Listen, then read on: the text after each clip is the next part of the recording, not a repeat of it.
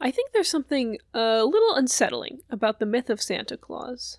I mean, the Naughty Nice list is a document that catalogs the moral character of every Christian child on Earth, and in order to maintain that list, Santa Claus sees you when you're sleeping and knows when you're awake. Which is a pretty frightening concept when you think about it. So, right away, the mythology of Christmas presents us with some pretty big questions. By what ethic are the children of the world judged, and who is qualified to make that judgment?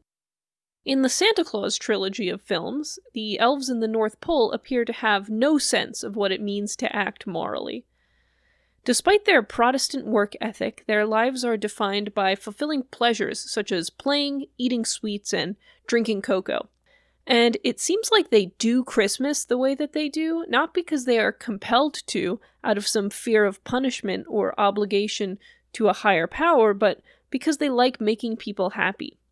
There are multiple instances where characters reference what might happen if Santa Claus is unable to perform his duties effectively, and it's never like, God will smite you, or all the elves will go to elf prison. It's just like, the elves might lose their jobs, and children will be sad. And ultimately, the sadness of children just goes back to the elves losing their jobs. Children hold the spirit of Christmas within their hearts.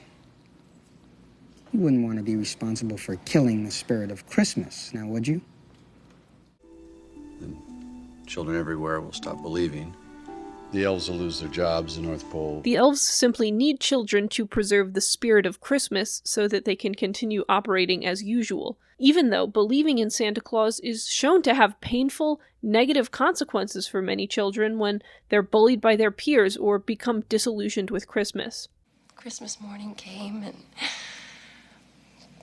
oh, I got dozens of presents. Oh, I got everything. Except mystery date. I was 3. And it was an Oscar Mayer weenie whistle.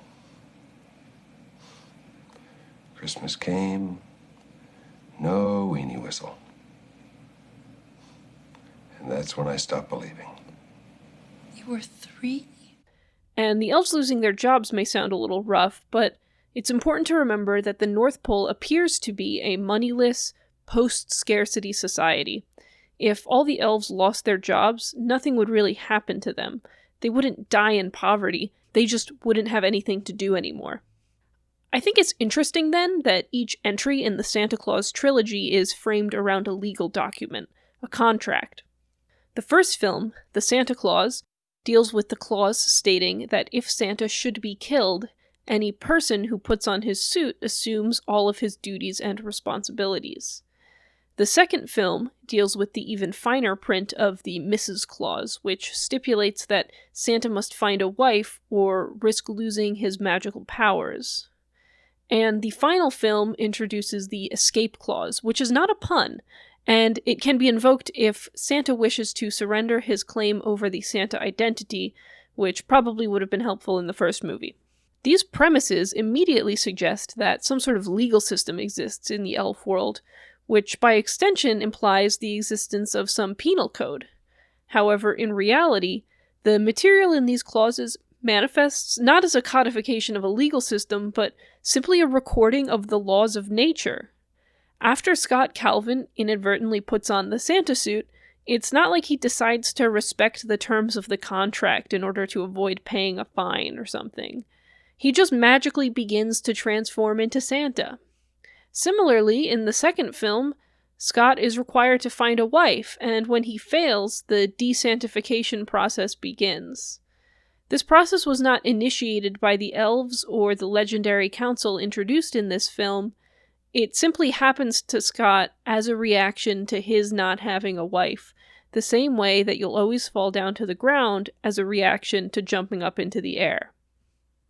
Meanwhile, we see that in the third film, when the legendary council needs to discipline Jack Frost for attempting to usurp Santa Claus, they don't reference such a contract or adhere to some strict legendary law. They simply vote on his suggestion for a suitable punishment. And it's not even really a punishment, he just has to start being helpful. There is never a threat of harm to his body or his soul. So, the way that the film's contracts work essentially exempts the involved parties from having to decide to respect their terms. I think this is a reflection of the fact that ultimately, the elves do not have a system of ethics that they could even base laws or moral decisions around. The elves and other legendary creatures are consistently out of step with even the most basic of Christian morals. They seem completely unbothered by the death of the original Santa Claus in the first film. They take no issue with Scott ostensibly kidnapping his son Charlie, and they even send an elite fighter squad to break him out of prison. Elves with attitude. In the second film, after Curtis and Bernard lie to the entire elf community about the identity of the toy Santa Claus, I'm not gonna lie to all the elves. They appear to torture the rogue Santa without remorse, despite the fact that he has demonstrated himself to have a consciousness independent of the real Santa Claus. And in the third film, of course, the legendary figure Jack Frost acts antagonistic towards just about everyone else, while also, along with the Easter Bunny, I'm built for speed and comfort. ambiguously trying to seduce Anne Margaret, who's married to Alan Arkin. There's also the fact that the elves have created this sort of deep surveillance state, which has no respect for children's rights to privacy, nor, for that matter, elves' right to privacy. Scott repeatedly flaunts this surveillance capability to present adults with the gifts that they wanted as children. And meanwhile, in the second film, when we meet Curtis, it's through a security system within the North Pole that triangulates his location because he's bumping Smokey Robinson. So, okay, maybe the elves don't need to act morally, but in itself, that wouldn't necessarily disqualify them from the bureaucracy of moral judgment if there existed some document which cataloged the moral value of each action. In that case, the elves would simply need to weigh the actions of each child against those moral values in order to make the naughty-nice judgment. And luckily, it seems that such a document exists in the Santa Handbook. We see Curtis and Toy Santa reference it in the second film. But there is a problem. This document isn't like the other legal documents we've seen. It does not simply lay out an action-reaction relationship the way that the contracts do. Instead, the elves seem to take it more as a suggestion. According to the Santa Handbook... The handbook. Curtis, do you go pee-pee with that thing? Apparently, he was wiping his nose on his sister's shirt. Yuck! That's not very nice, and yet he's on the nice list. We try to cut most of the children a little bit of slack this time of year. But they're just kids. Everybody misbehaves sometime. When the Toy Santa attempts to rigidly follow this moral guideline, Bernard attempts to initiate an elf revolution against him, which eventually leads to the elves deposing Toy Santa. And in fact, by the third movie, as Jack Frost converts the elf village into the late capitalist hellscape of the North Pole Resort, we see that the criteria for the naughty-nice list can stray so far from the Santa Handbook that it becomes, instead, a system of financial tributes made to Santa Claus. We see parents paying for their kids to access the joys of Christmas, while families are torn apart by the artificiality of consumer identity. Kids, remember how much your parents love you depends on how much they spend on your present. Wait a minute, you mean parents pay to have their kids put on the nice list? That's not right. This is easily one of my favorite parts of the entire series. Not because it's particularly funny, or because of Martin Short's incredibly compelling performance of North Pole, but it's because it's the series' most honest representation of the reality of Christmas, at least for people living in the United States. Throughout the trilogy, there are a few moments of finger-wagging towards consumerism during the holidays. It's got 10,000 parts, and even if you do get it together, it breaks 10 minutes later. Then you gotta spend more money just to buy new parts. Well, I thought that was the whole point. No. But here we see it taken to its logical extreme, and it's just really gross and sad. And all the elves seem miserable, but they're still participating in it at every level. In the case of Toy Santa, the elves revolted only when they learned that their new fascist leader was just a copy of Santa and not the genuine article.